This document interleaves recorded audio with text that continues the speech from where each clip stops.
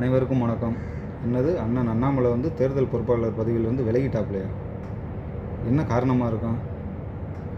இப்படி தாங்க நீங்கள் சமூக வலைதளங்களை தொட்டாவே இந்த மாதிரி தான் ஓடிக்கிட்டு இருக்கு. அது என்ன காரணம்னா, அண்ணன் வந்து தெளிவாகவே சொல்லிட்டாப்புல, அப்பாவுக்கு உடம்பு சரியில்லை, மருத்துவமனையில் சேர்த்துருக்கோம், மருத்துவர்கள் சொல்லியிருக்காங்க, கூட இருந்து பார்த்துக்கறணும் அப்படின்னு. அதை தான் அண்ணன் அண்ணாமலை சொன்னாங்க. என்னால் இதை பார்க்க முடியாத சூழ்நிலைன்னா அதனால தான் நான் கொஞ்ச நாள் டைம் எடுக்கும், அந்த தேர்தல் நேரத்தில் வேறு எந்த பொறுப்புகள் வந்தாலும் நான் பார்க்குறதுக்கு தயாராக இருக்கிறேன். இல்லை 2024 சட்டமன்ற தேர்தலில் வந்து நான் வந்து நிற்க முடியுமா என்னன்றதை அதை அந்த நேரம் பார்த்து தான் முடிவு பண்ண முடியும். இப்போதைக்கு ஒன்றும் பண்ண முடியாதுண்ணா, ஏன்னா அப்பாவை கூட வந்து நான் பார்த்துக்கிறேண்ணா அப்படின்னு தெளிவாக சொல்லிட்டாப்புல. ஆனால் அப்பா நல்லபடியாக குணமாகி வீட்டுக்கு வரணும்னா நல்லபடியாக நான் வந்து முருகனை வேண்டிக்கிறேன், கடவுளை சொல்லிட்டாப்புல. அப்புறம் அதையும் தாண்டி இங்கே எல்லாரும் போட்டு உருட்டுன்னு உருட்டிக்கிட்டு இருக்காங்க.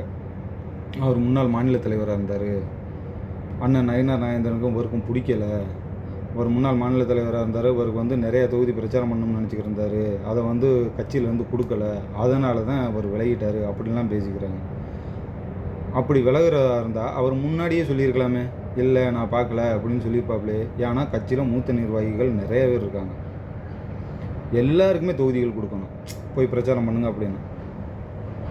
இப்போ அண்ணன்கிட்ட வந்து கொடுத்தாலும் சரி, அந்த கட்சியில் உள்ளவர்கள்ட்ட கொடுத்தாலும் சரி, ஒரு ஆள்கிட்ட கொடுத்தாலும் எல்லா தொகுதியிலும் போய் பிரச்சாரம் பண்ணுறதுக்கு எல்லாம் ரெடி. இப்போ தான் வந்து அண்ணன் நயினார் நாகேந்திரனை வந்து எல்லா தொகுதியிலும் போய் பிரச்சாரம் பண்ணிக்கிட்டு வந்தாங்க. அப்படி இருக்கையில் ஒரு 6 தொகுதியெலாம் அழகாக அடிச்செறிஞ்சிட்டு போயிடுவாப்பில். ஏன்னா பயணம் மேற்கொள்ளணும், போகணும் வரணும், அங்கே என்ன இருக்குன்னு பார்க்கணும், எப்படி போய்கிருக்கு தேர்தல் வேலைகள் எல்லாத்தையும் கவனிக்கணும்னா இங்கே அப்பா கவனிக்க முடியாது.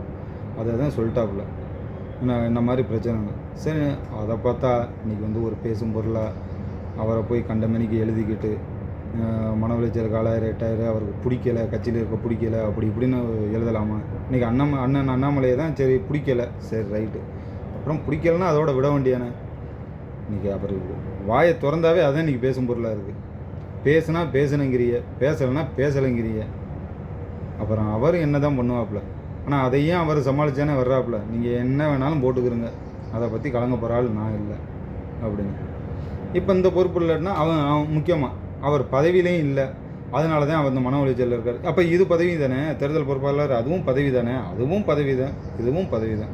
ஏற்கனவே அண்ணன் சொல்லிட்டாப்புல, பதவியெலாம் வெங்காயம் மாறுங்க, உரிக்க ஒன்றுமே இல்லை அப்படின்னு.